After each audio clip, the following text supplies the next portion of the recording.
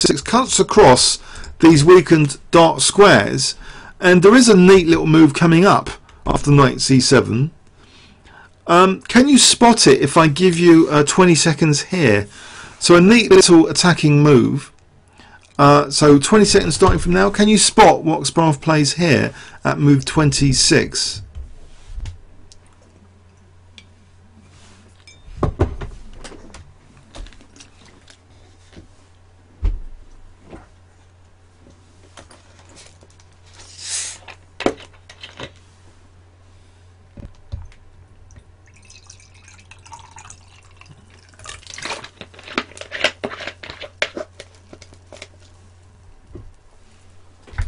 Anyone?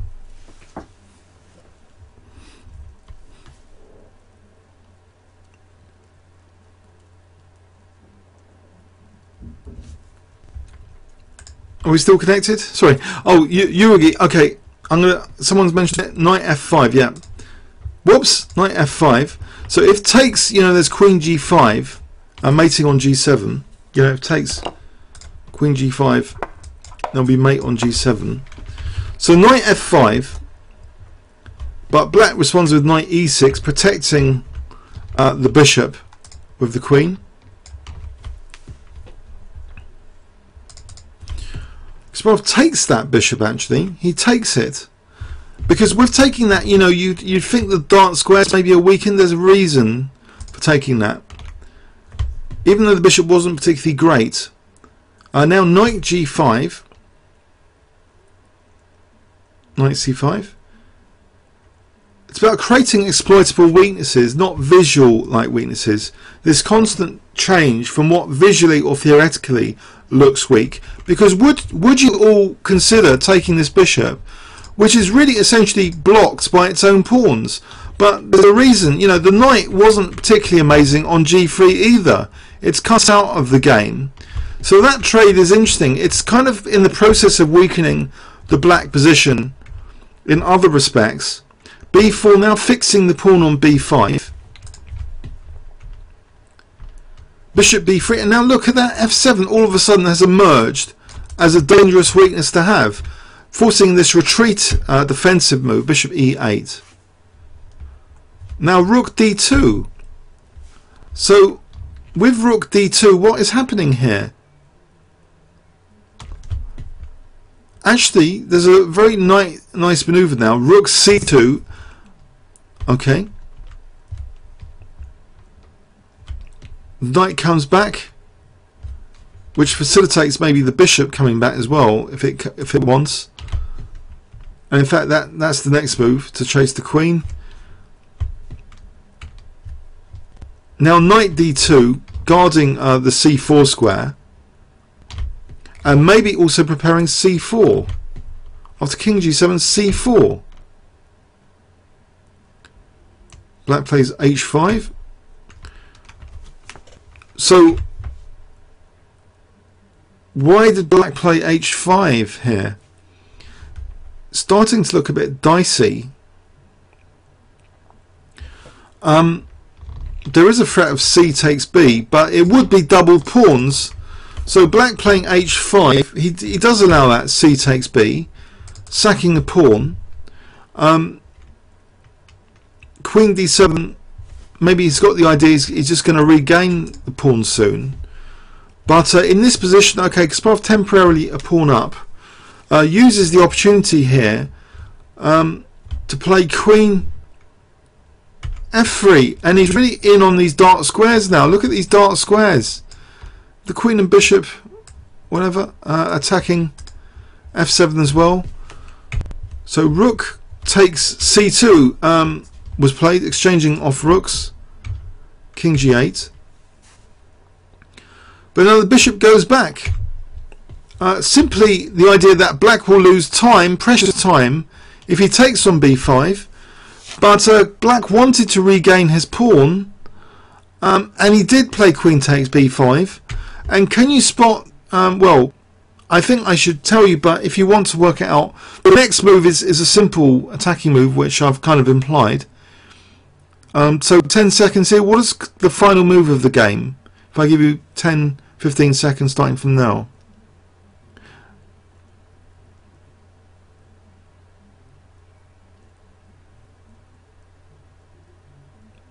Anyone? What's the final move played here by Kasparov without looking at the score sheet? Okay, and I hope you've noted, well, there's a couple of reasons. Okay, so queen f6. It threatens actually queen takes g6 because there's a pin, and it also threatens bishop h6. And if the king moved, mating on g7, if the king moved, then we would have bishop takes f7. That looks pretty crushing. Bishop f7. So g6 is being dismantled. So this would be a trivial kind of mating thing here. So one must ask the question though, if one rewinds, why did black want to be a pawn down in this position after c4? Well, say, you know, black had taken here, knight takes c4, looks dangerous.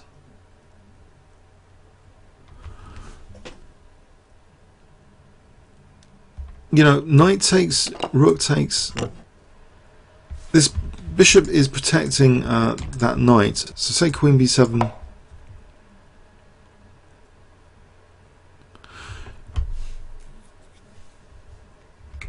So does this look like a blunder?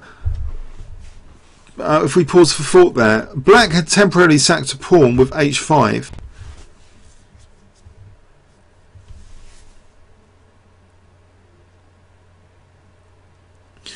Let's go and review this game anyway. Think about this position. So this is at move 36. Let's review the game. So Roy Lopez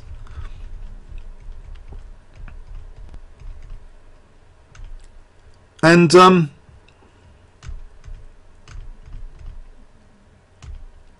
so white's playing a standard plan, so is black. It seems it looks fairly standard, but closing the centre like that needs to be judged very carefully, because sometimes black does get a hold of the dark squares. Once you play d5, you're loosening a bit your dark squares.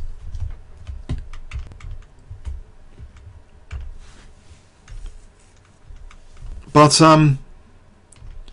okay, so we have soon bishop h6.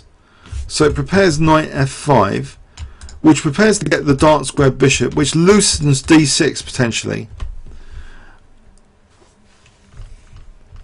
So we get that dark square bishop. We also we're fixing this pawn so c4 is made more effective later. So there's some preparation for c4. In fact, this knight is ready to reroute to play c4, as we see from the game. So we see the move c4 being played, and so this is a critical position where black seems to go off the rails. His whole position goes off the rails pretty shortly from here.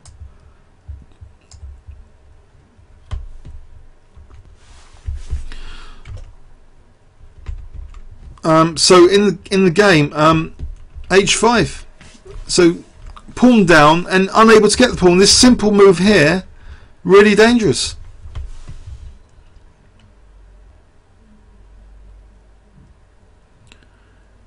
Yeah, it looks as though, I don't know, I think f5 is unpalatable, but it springs to mind, you know. I don't know.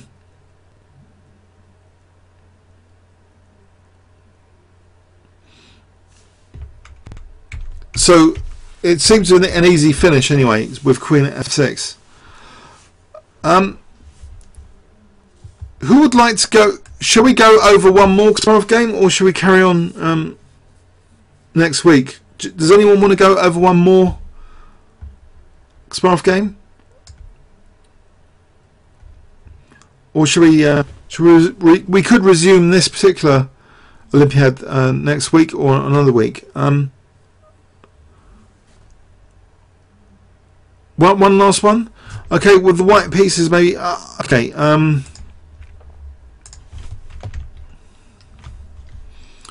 Okay, there's another game with the white pieces against Tatai. Italy, ITA.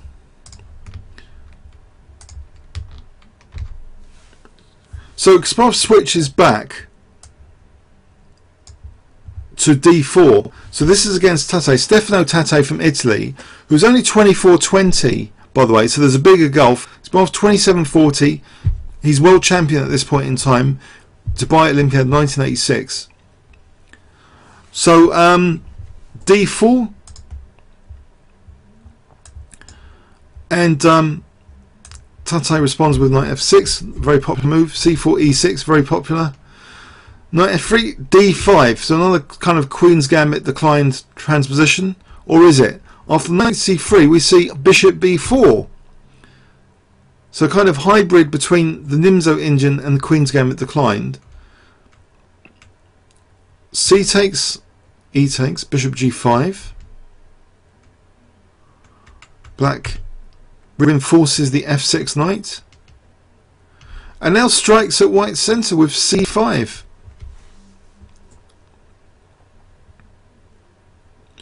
Okay, so Kasparov plays bishop d3, queen a5, putting more pressure on c3, and that's defended with queen c2. It seems comfortable enough, this queen c2, and it seems logical. If black's going to castle, then h7 is a soft spot generally, but also reinforcing c3, and you know, knight e5 might be useful at some point. Both sides castle. c4, releasing the central tension, which is often controversial, you know, because later, you know, as a general rule, you know, you can break through the center if the central tension is released. Then that later, you know, once this knight moves, can become a plan to break through the center. So the bishop has to move for the moment. Bishop f5. So rook e8. Knight d2. So actually the bishop is also supporting e3, so this might come quicker than usual. g6, and now voluntarily giving up the light square bishop. a3, black takes on c3. Knight b6, and white is ready now for this f3 e4, because you know, with the central tension released, there's no pressure on d4. c3 is looks a bit pedantic for black to try and attack c3 here. So f3, bishop d7. Now the f rook is used because, you know, this rook's guarding actually a3. Maybe that's important. Bishop a4, queen goes to c1. So e4 is being prepared gradually. Bishop c6, trying to discourage maybe e4. Well, for the moment, e4 is not playable because d takes. You know, queen takes g5. So rook a2, rook e6, knight f1. So this rook movement seems very interesting, maybe to support either rook e2 or rook f2. But remember, this bishop is also, with this knight move, the queen's now protecting g5. So once e4 is played, we'll be protecting g5. So rook a e8, h4, which gives the h2 square for the knight actually, so the knight can come in for the attack as well. Knight c8, knight h2.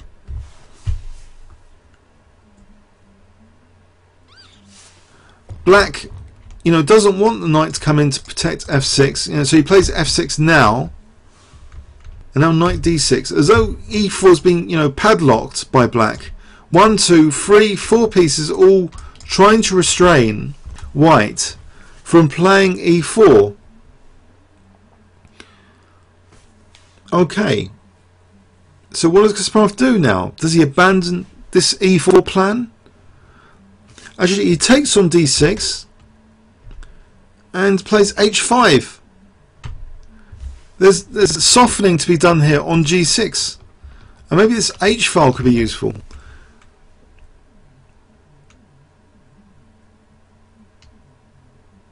So queen c7, and now the softening of the h file. Knight g4,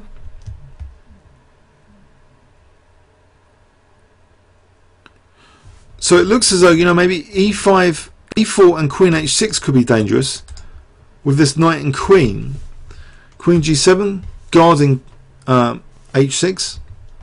White again returns to this e4 idea, so both rooks now, but for the moment, you know, black plays bishop d7. Now queen h6, discouraging e4 because of the queen exchange. Queen c2. Now we have 1, 2, 3, 4 ready again for e4. Is e4 going to happen? Finally, yes, it happens. Move 31, e4. Now, e4. Safe to play. What does it give white? It weakens black's pawn chain a little bit if black's going to take. And he does. Knight takes e4. There's an immediate threat of knight takes f6 check because of rook takes e8 now. So king g7 is played. Now we've got also a dangerous d pawn, passed pawn, d5. The rook leaves the d6 square, weakness of the last move. It's left the d6 square. That's pounced in with knight d6.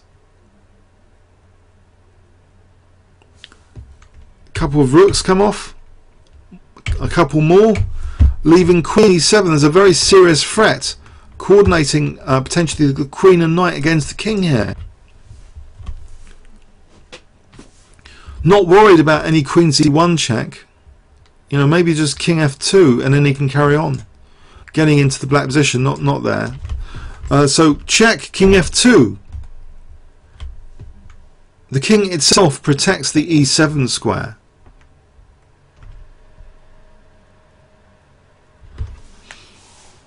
Now, interestingly, queen e3 offering an exchange of queens. You know, maybe, you know, the king's going to be coming to d4. c4 will be weak. Black refuses the exchange of queens. But in refusing the exchange of queens, now this very nasty queen h6 check. Black has overlooked a very neat trick here. That after king e7, what does white play here? Can you guess if I give you 20 seconds starting from now?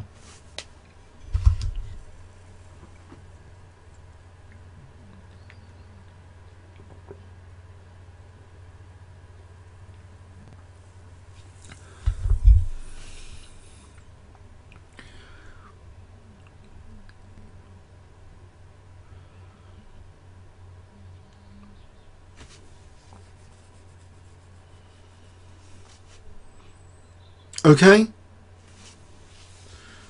White plays queen g7 check. Yeah, because if king takes, then there's a skewer. Queen f8 check will win the queen here.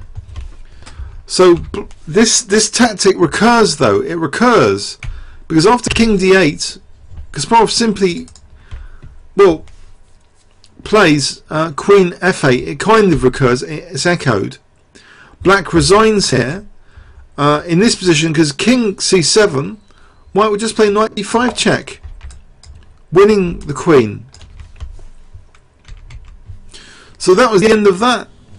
So that was a very interesting game for the preparation involved and the issues around playing for e4. So let's have a look at this game in overview and summary.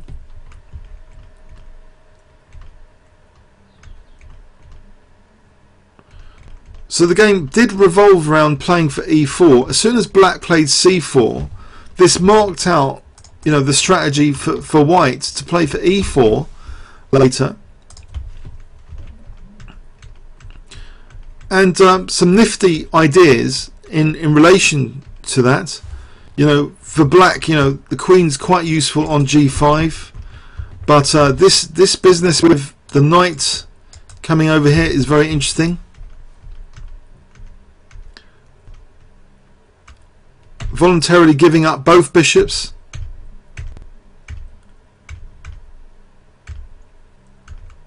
Preparing again e4.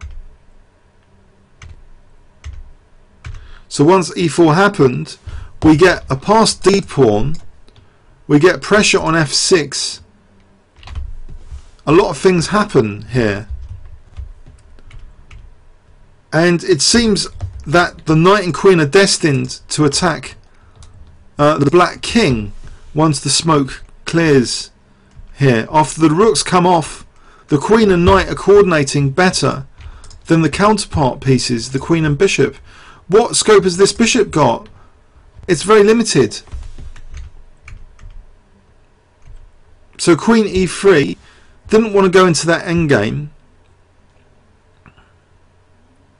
It looks as though, you know, the king could march maybe to c5, to b6, if a6. So that pawn is a signal of being doomed in the endgame if the queens came off. I hope you would all be convinced by that. If queen takes, just briefly, you know, the king would just march here, I would think.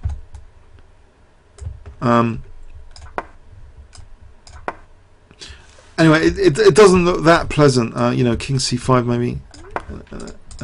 So this endgame was avoided. So queen takes a3,